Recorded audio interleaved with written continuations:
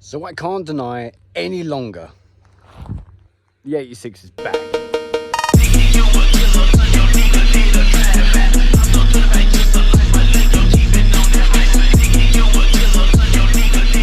Now this has been a very long and almost painful, fairly stressful process. Getting this engine rebuilt since I blew it up. Ended up being rod knock. Basically one of the bearings on the con rod failed. Friction welded itself on, whatever. I've got all the old parts, so later on in the video I will show you what happened, and I can show you all the damaged parts and everything as well. I kept them specifically so that I could show you guys, so if you're interested in that, please stick around to the end of the video. Well, it's not the end of the video. Please stick around till later in the video and I'll show you all of those parts and what's broken, and you'll be able to see what's been replaced. So there's only really one way we can do this. Let's start from the beginning.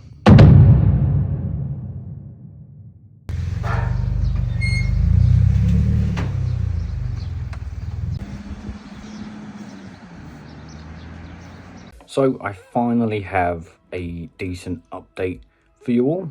I now know what's wrong with it, which basically it spun a big end bearing, which is the bearing which is in the connecting rod. The others were very badly worn, and this actually ended up fracturing the end caps, which is not really a fixable thing. You've got to replace them. So that's what it done, and obviously because it spun the big end bearing, it's also screwed up a crankshaft and all the crankshaft bearings and God knows what else. So I'm going to find out exactly what I need to buy, and then we'll go from there. Okay, so I found out all the parts I need. I've gone onto a website called Tuning Developments, whatever it is.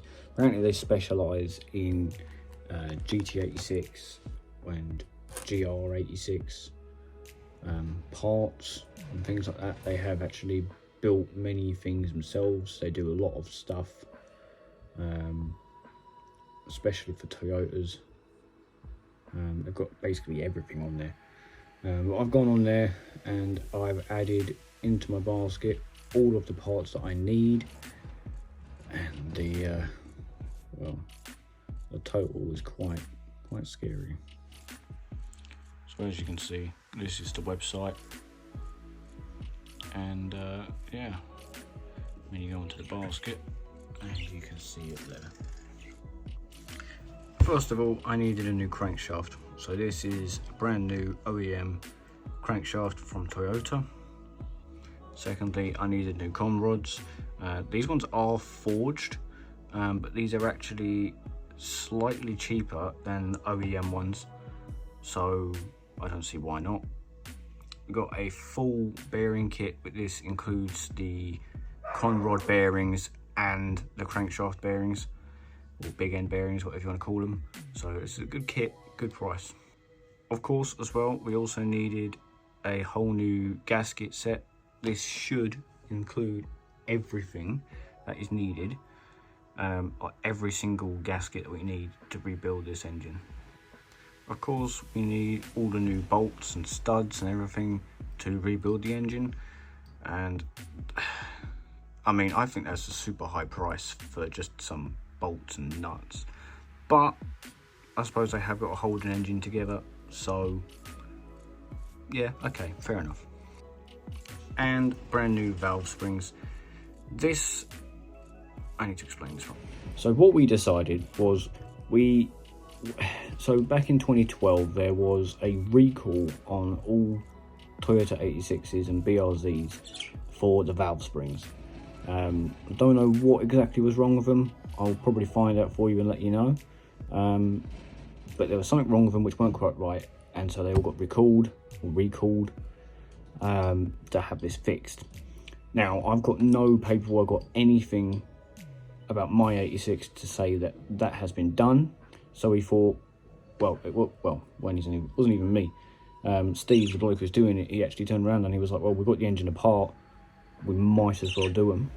That way then we know they're done and everything's all good. I was like, yeah, okay, that's a great idea. So that is why I've got these. They're uprated as well, so they should be good. They should be good to go. Well, that was easier to figure out than I thought it would be. So I'm going to read this out as it comes off. So Toyota will be issuing a recall on cars manufactured between April 2012 and May 2013. They have identified a defect in the composition of the material used in the valve springs, which may cause fatigue and potentially failure. So that's why that's been done. So I'm going to get all these parts ordered and yeah, hopefully we'll get this car back on the road soon. Update.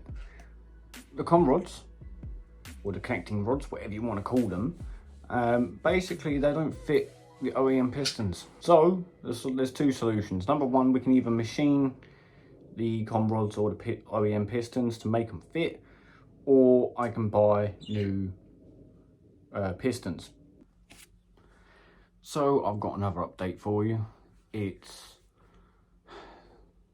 an unfortunate one, but basically we have found out and realized now that machining the pistons is not going to be a good idea because of the material that the pistons are made of. Machining the con rods is going to be a super expensive job, and so basically what we've done is we've completely backtracked and I went to Toyota. And what I've done is I have bought a full set of OEM con rods which will fit the pistons perfectly, or they should do. I hope so. A couple of weeks went by and then I got this message. It's all done. I rushed there from work, and when I got there the car was outside. He had washed it for me, which was great.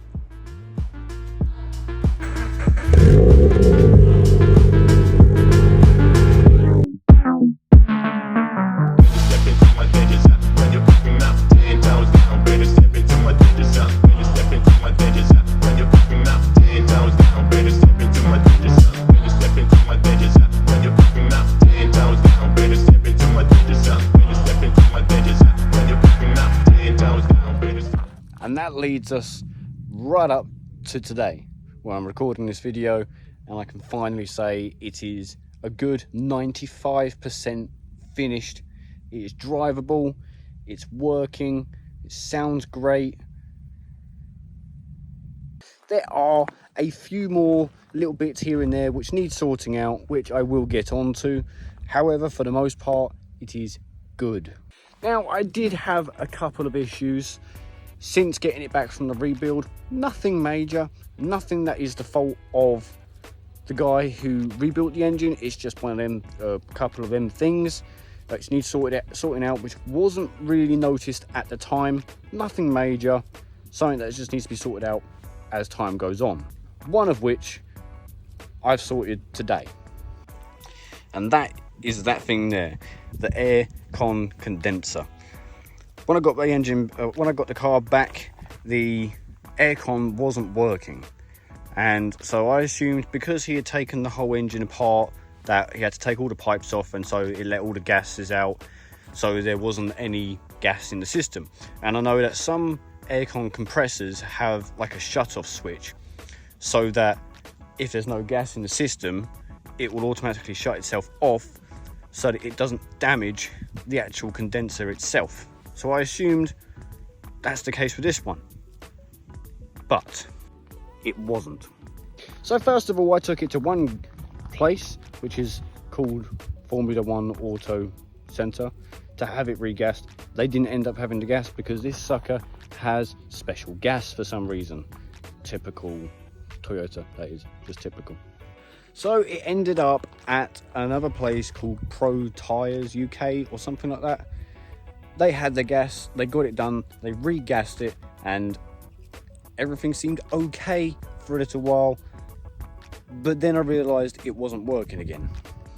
So the vents were blowing cold. They were cold, but I knew how the aircon was in this car, and I knew something wasn't right. It wasn't cold enough. So I decided what I was going to do is I'd open the bonnet, start the engine up, and I'd see if I can actually see the compressor kicking in and out like it naturally does with these engines. And I assume it does with any other car, but I know it definitely does with these. Which is that thing just inside there. When you start the engine, every now and then that big wheel there starts spinning and then stops for a little while and then starts again, and so on and so forth. I started the engine, I stood here for ages, it never turned. So I got a bit worried. I was starting to think, well, perhaps there's an electrical fault. Perhaps when the guy put it back together, there was a wire which wasn't connected properly. But I went through all the wires that I could find that were possibly connected to it. Everything was all good. So I realized it couldn't have been that. So I went online and I found this one forum where people were saying, take out the horn relay and the heater relay, swap them over. If it works, it's a relay issue. If it doesn't work, it's a condenser issue. So that is what I did. So I swapped them over this morning, which, if you need to know, as you're looking at it from this angle, if you ever need to do this, this one here is your heater. That's the one that wants to be changed if your AC is not working. And your horn one is that one. So that one is the horn, that one is the AC. These two, I swapped them over and it worked. So I knew I needed a new one of those. Luckily, the bloke who rebuilt the engine, I rang him up and he just so happened to have one spare. So I ran down there, chucked it in, and now the AC is running sweet. Now the other thing, a common issue is that down there.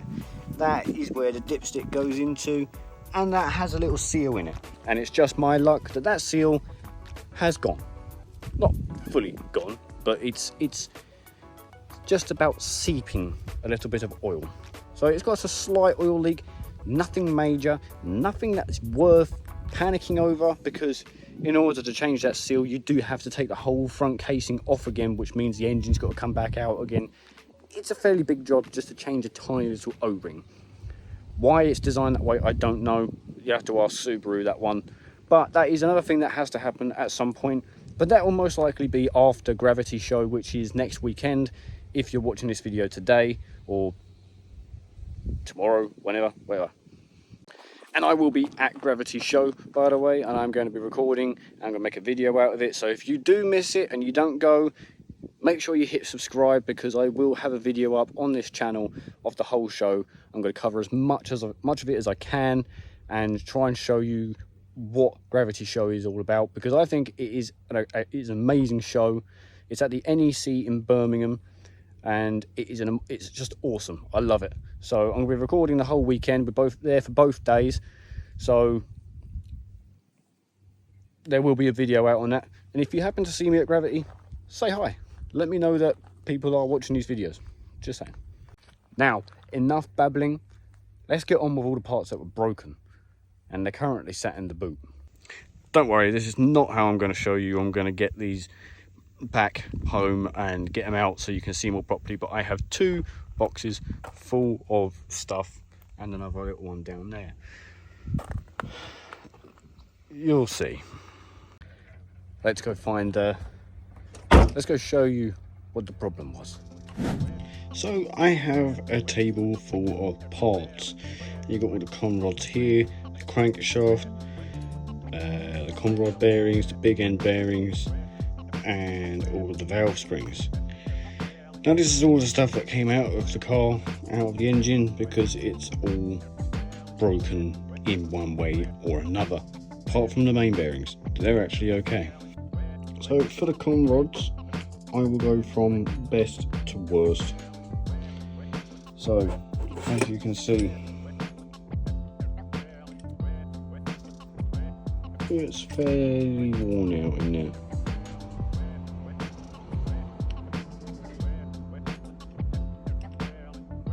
Doesn't look great.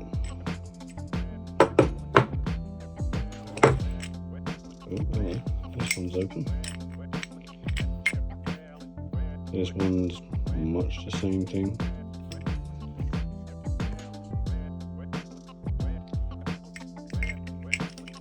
And some of them were so tight, these bolts on top, they were so tight he actually had to cut them off, which is why that one looks a bit mangled.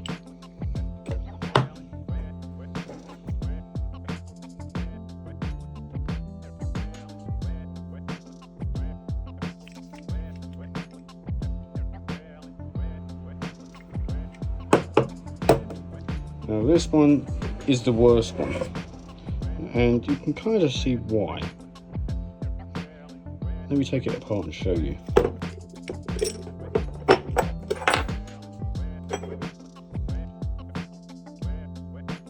So that is like in there. That is, I mean, you could probably peel it away if you try hard enough. But that's proper in there, that is stuck. Now, what I reckon has happened is that has like caught, or it's spun. Yes, it's spun and basically like friction welded itself on, and then just basically destroyed itself. And that was probably, looking at all the bits, that's probably that one that has come off. I mean, I don't really know. I've never seen or never been able to look at engine parts like this. So I can only really tell you what I have been told and from what I kind of known from what I've learned online. But this is all scarred up and looks awful. That looks exactly the same, so it's, I assume that's the one that went, and that's the one that basically just ruined everything. So these are all the bearings which belong in these, and these are all worn out as well, as you can see.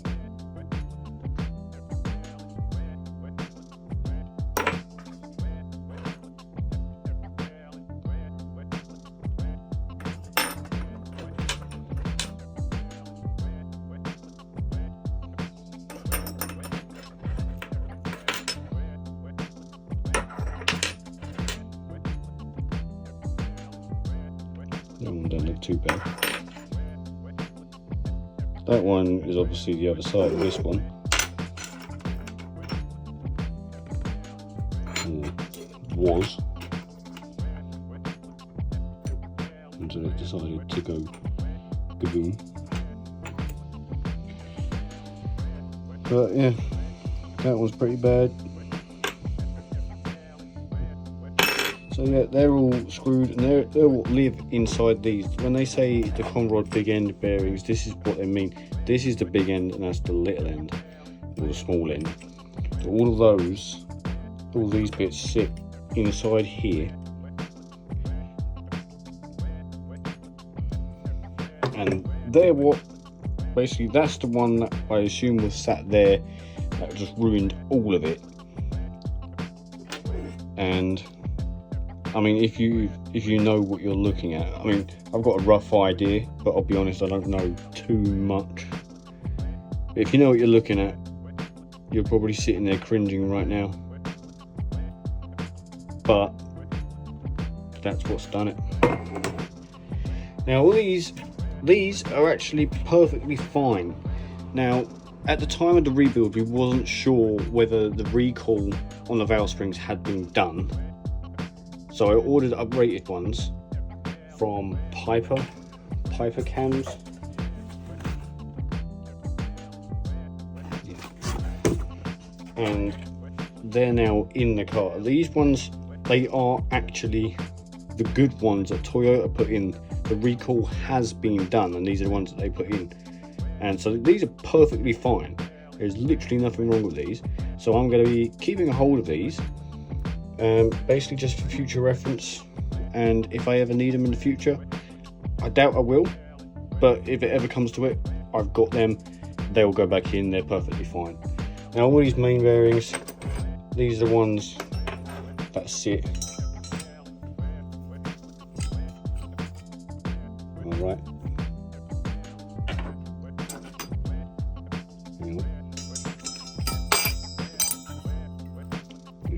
They're the ones that sit in there. There's a bigger one on that bit, but you get the point. They sit on these bits in here, and yeah, these are actually okay. They're not bad at all. Okay, maybe a little bit worn, but for the most part, they're actually okay. And then you've got these bits. Apparently these are basically the same as them. It's just these ones compress or expand or something.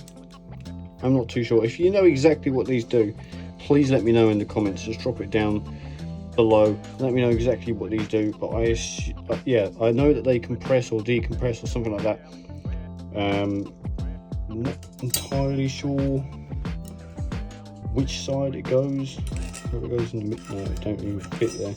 So I assume these are for the outsides, but yeah, basically they're okay. So I mean, they're not okay enough to put back in, because if you're changing big end bearings and whatever, and the crankshaft itself, you might as well just change these, which is what I've done.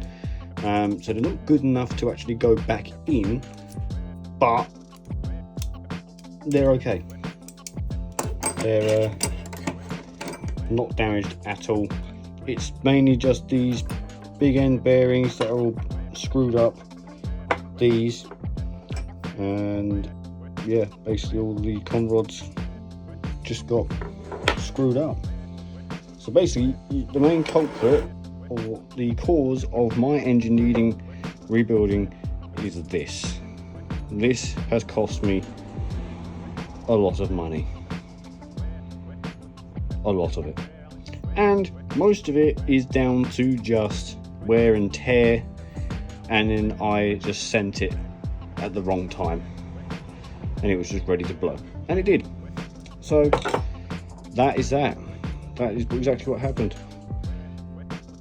That blew, or caught and then stuck, spun, and then screwed up that as well. So that's that. What can you do, eh?